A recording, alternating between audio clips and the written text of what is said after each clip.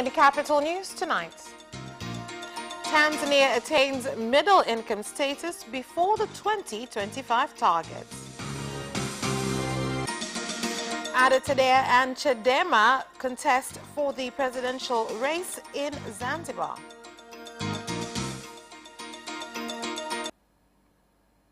And in sports, Younger Sports Club coach Luke Emael says his team was at its best in the 2-1 win against Kagera Sugar in the Azam Sports Federation Cup game. Good evening, this is Capital News at 9:30. My name is Vanessa Victor. Let's get things started with the national news. Tanzania has attained a status of a middle-income country 5 years before its 2025 target. The announcement was made in Dodoma by the Minister of Finance and Planning, Dr. Philip Mpango.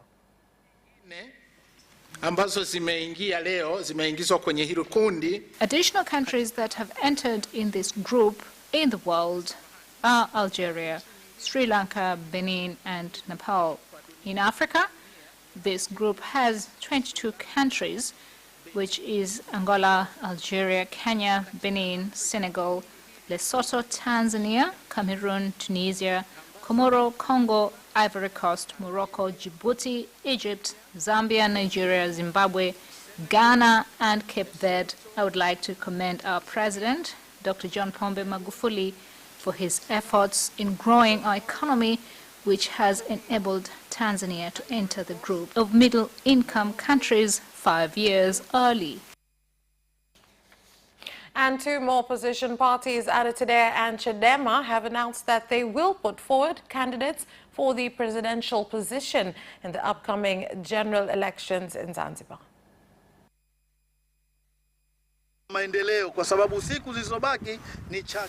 Only a few days are remaining. If I'm lucky to get in, then I will work in specific areas such as the Binguni Hospital. My objective is that the big project started by Dr. Al Mohamed Shein should be my priority. If I'm a CCM party member, is there food in my house, or medicine, or school fees for my child? History cannot help us. The people of Zanzibar are eager for Chadema. We will bring it to you. We want peace and unity. Over 1,000 residents living in Lewa, Wele and Lutindi villages at Lutindi Ward, Kodroge district in Tanga region have joined the leaders in constructing a 17-kilometer road so as to address challenges they face in accessing health services at Magunga Hospital. This road was in such a poor state, which is very hard for the sick going to the hospital. It is true this road has so many challenges and is very hilly, which proves it difficult, especially during the rain season. What I don't understand is why Tarura had to wait for the DC to get here to take this matter seriously. And Serena Hotel in Dar es Salaam has reopened for business after closing down for 3 months due to the coronavirus pandemic as part of measures taken to receive visitors who include tourists coming into the country now that the coronavirus pandemic threat has been contained. Na watu wanaweza kuendelea kufanya shughuli. People will continue to carry out their activities. I'm calling on companies that stopped their employees to work and those who failed to pay their salaries due to the pandemic crisis. We should all resume work because the virus has been contained. As the government, we aim to see development activities resumes in the country, and everybody should work hard in order to reach targets set. What the president provided was psychological health. He made sure that his people do not dwell in stress, which improved our body immunities. He didn't agree on lockdown measures because it could have been a source of retarding body immunities, and hence fights against the virus could have been difficult. We have been closed for the last 3 months, because of the evolving issue related to COVID-19. Initially, all the world was encouraged to close up, and some countries did a lockdown in an effort to cap the spread of the disease. We understood that the disease was dangerous, and indeed if it came to our country, it would have been very difficult to be able to contain it, and more so we were challenged that our health institutions were not going to cope if the disease is here. The Minister of Works, Transport and Communications, Engineer Isaac Mwelwe, has directed TAN Roads to build to tarmac level the diversion road on the Morogoro-Dodoma Road, where a temporary bridge was constructed after the previous bridge connecting the road was swept away by floods.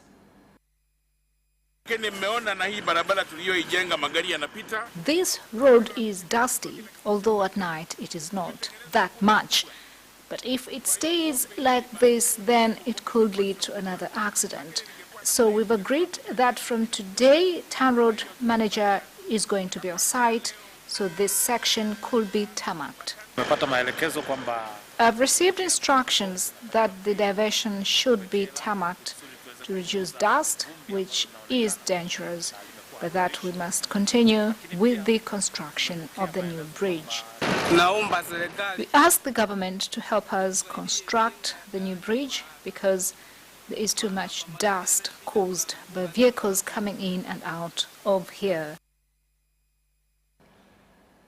And the President of the United Republic of Tanzania, Dr. John Pombe Magufuli, today held talks via phone call with the President of Mozambique, Filipe Jacinto Nyusi, whereby the two leaders discussed the relationship and cooperation between Tanzania and Mozambique. President Magufuli also commended President Nyusi and the citizens of Mozambique for celebrating 45 years of independence.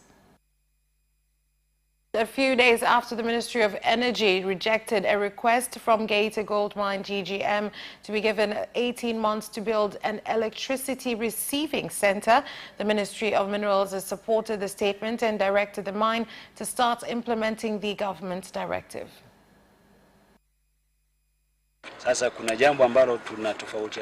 We have several differences, including bringing a designer from South Africa who will be paid more than $400,000, a decision that has not been approved by the Ministry of Minerals because we believe that there are indigenous designers who can do that job. We are going to do so to ensure that all money that is spent in the minerals sector remains in the country. Electricity issues need to be solved by TANESCO themselves after they have conducted a feasibility study. We will wait so that to prevent loss from outside. Electricity issues need to be solved by TANESCO themselves after they have conducted feasibility studies. We will wait so that to prevent loss from our side and even government side. That is why we must make sure that whatever that we do is approved by the government. Over 300 acres of various crops in Vitemvu-Kibaoni suburbs in Vomero district, Morogoro region, have been invaded and destroyed by elephants. The residents have urged the government to help remove the animals alleged to have also caused the death of one person. They have eaten up everything. We've been left with no food. There was a plan to add more officers, but we have not received any. We've received a report about this particular village and other areas affected, and we're working on it. And that's all for national news. International news is next.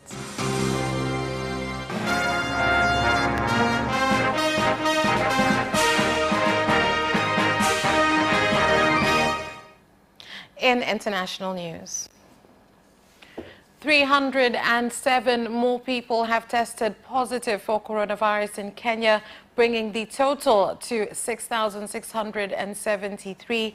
Health Cabinet Administrative Secretary Rashid Imam said the latest cases are from 3,591 samples tested in the last 24 hours, with Nairobi counting leading with 154 cases.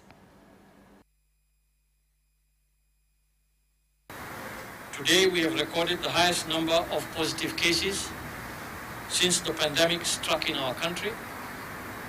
The highest number. We tested 3,591 samples over the last 24 hours, and of these, 307 returned positive. This number now pushes our caseload of those confirmed positive to 6,673.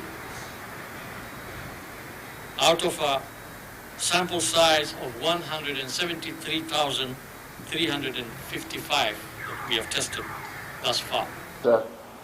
Involves every stakeholder, and the most important stakeholder, and unfortunately or fortunately, is the Ministry of Health,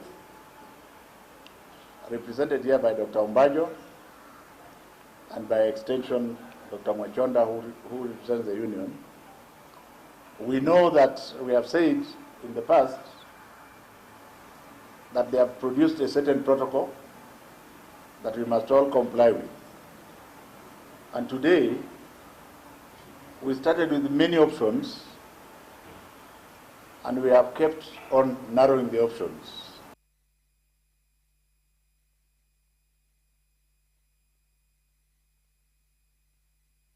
Germany today takes over the rotating presidency of the EU and the rotating presidency of the United Nations Security Council, which marks the beginning of an important period for Germany. In particular, the rotating EU presidency is key because Germany will lead EU efforts to recover from the coronavirus crisis. And joining me now is our political correspondent in Berlin, Thomas Sparrow, with our media partner, Dosh Felle. So, Thomas, one of the key issues to be dealt with will be the COVID-19 situation. How will this rotation affect this? So Germany had other plans before the coronavirus pandemic actually started for its rotating presidency. One focus, for example, was the relationship between the EU and China. But obviously, as the coronavirus crisis grew bigger and bigger, Germany understood that that had to take priority. And as such, for example, Angela Merkel stressed that the coronavirus was the biggest economic challenge that the EU had faced in its history.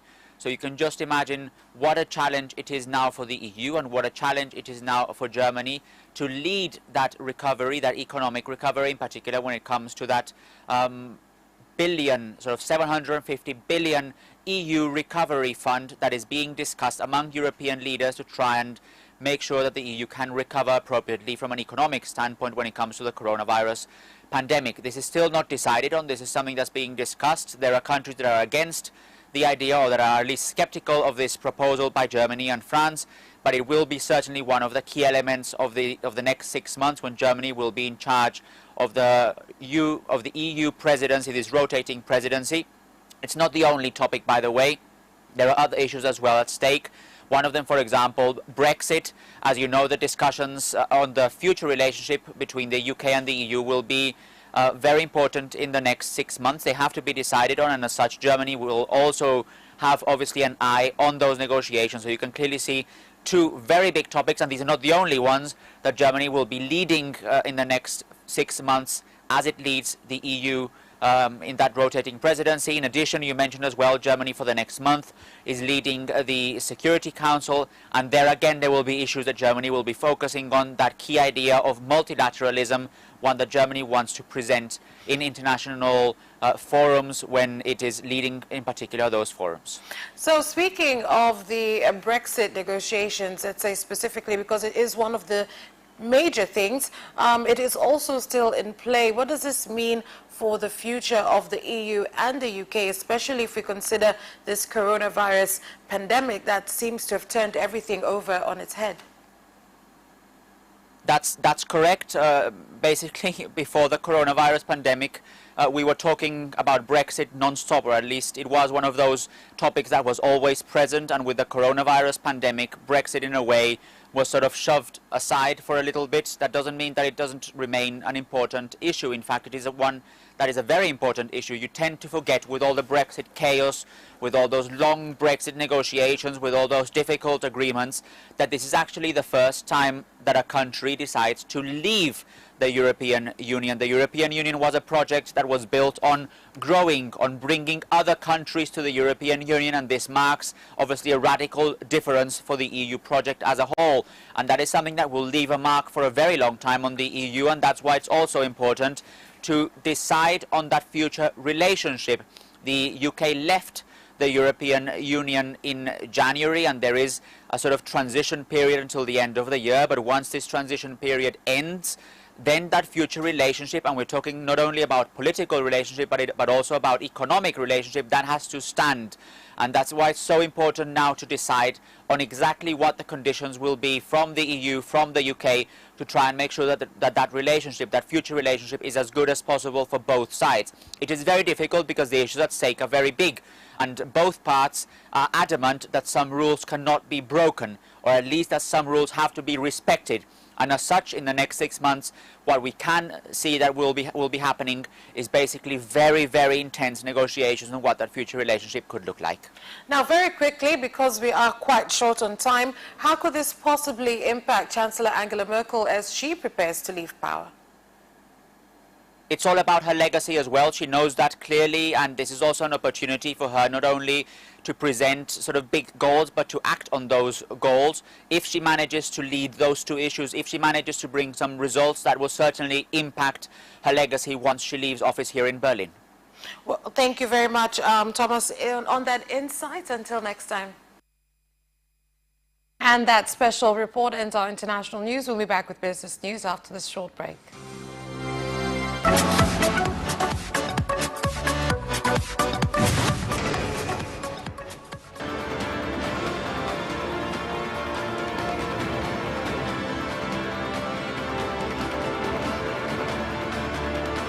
Watch Business Edition as we talk to business leaders and experts in sectors that are transforming Tanzania's economy. We believe that the driver is the customer. To change the mindset of traditional HR to the digitalization. Make sure that everybody can get some access to financial services. And once we understand the vision of our leaders, we then need to be behind them and help them in achieving that vision. Business have involved mercantile operations, trade guilds, or shared agricultural production, infrastructure, construction, financial sectors, tourism, and mining. Business Edition on Friday at 8:15 p.m.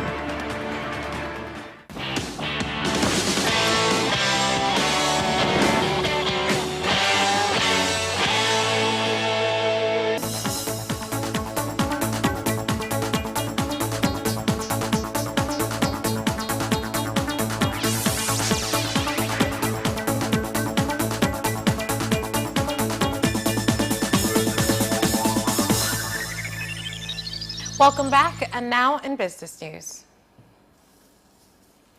Tanzania National Business Council has said it is committed to coordinating cooperation between the private and public sectors. This is so as to address challenges facing agriculture, fisheries and livestock sectors to make them more productive. Katika kikao cha leo tutakuwa na mada kuu tatu. In today's meeting, we shall have 3 agendas, including value chain in farming, fisheries and livestock sectors, to find solutions on how we are going to come up with the collective strategies of connecting public and private institutions in supporting farmers, fishermen and livestock keepers develop to another level. Na katika hili Sensitization on development of extension services in those 3 key sectors. That is why the government is there to ensure that farmers practices according to support given by extension officers, so that they could improve value of their products and boost their economies by selling their produce at good prices. And agriculture stakeholders from the Southern Highlands have complained of numerous tax-collecting institutions in the inputs business and have urged the government to merge the institutions in order to reduce nuisance taxes. We are still facing levies and permits challenges when one engages in pesticides business, something that caused pesticides prices to continue remaining high and affect farmers. We urge the government to include all taxes at a go. Many people are complaining on issues of taxes. As TPRI, there are taxes that do not belong to us, like TRA. It is a separate entity, the same as Fire Force Department. Things that concern TPRI are within our capacity. We can work on them. The government has called on Tanzanians to continue investing in the tourism sector due to numerous business opportunities within the sector, which contributes to 17% of the national revenue. According to the laws, with one vehicle, it is possible to register a tour company. Since we made the legal amendments, to date, the number of indigenous tour operators has increased from 1,100 in 2019 to almost 2,000 in 2020. And that's all for Business News. Sports is next. Away first time, good start from Bolt. Bolt leading a moment and going away. Gay trying to go with him, and he's going to be dragged through to second place, but he's going to win it by 2 meters. Away first time, good start from Bolt. Bolt leading a moment and going away. Gay trying to go with him, and he's going to be dragged through to second place, but he's going to win it by 2 meters.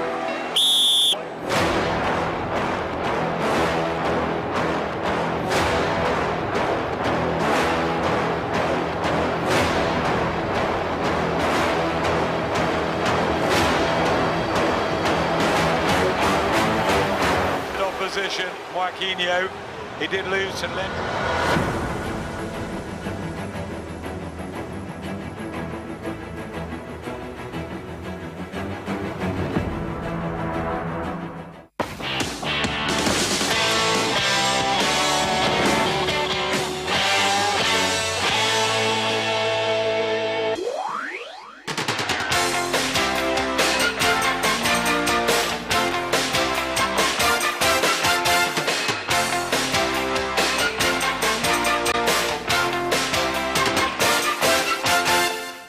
And now in sports. Yanga Sports Club coach Luke Emile says his team was at its best yesterday after defeating Kagera Sugar by 2-1 and reaching the semi-finals of the Azam Sports Federation Cup. Give all my things. We are very happy. We reached our target. We deserve the win. I think we were the best team, and it's the most important thing. We were the best team today. We had the ball possession, or you don't see the football. The government has been urged to support tennis through construction of more tennis courts in order to develop the sport by getting more talented sportsmen and women. The awareness is huge, so we need the government to help us. The government should construct courts because right now if you want to play, you have to either go to Gymkhana or Kijitonyama or Masaki. That is far, but if there were courts in the streets, it would have been easier to produce more players than if they have to go to Gymkhana that is far for many. Lando Norris says a number of Formula One drivers have discussed taking a knee at the first race of the season in Austria on Sunday. Here is the story. Lewis Hamilton, the 6-time world champion, has been vocal about the Black Lives Matter movement and attended an anti-racism march in London earlier this month. Hamilton's Mercedes team have adopted a black livery for their cars in the fight against inequality. Premier League players have shown their support for the BLM movement by taking a knee before kickoff, and Formula One drivers could choreograph a similar show of solidarity on the grid at the Red Bull Ring. Like Hamilton, Norris will carry the end racism message on his car. Mohamed Salah says he wants to remain at Liverpool for a long time and believes the team has developed a perfect understanding. Here's more. The forward, who signed a new 5-year deal in 2018, is the club's top scorer this season with 17 Premier League goals, helping Liverpool to secure a 19th top-flight title with 7 games to spare. Jurgen Klopp said on Saturday that his goal was to keep his Premier League title-winning squad together, and Salah's words will be music to the Liverpool manager's ears. Salah hailed the impact of the captain, Jordan Henderson, and said he will pick the midfielder as the best player in the league this season. And that sports item ends our news bulletin. On behalf of everyone who worked to bring you this bulletin, my name is Vanessa Victor. Thank you for watching and good night.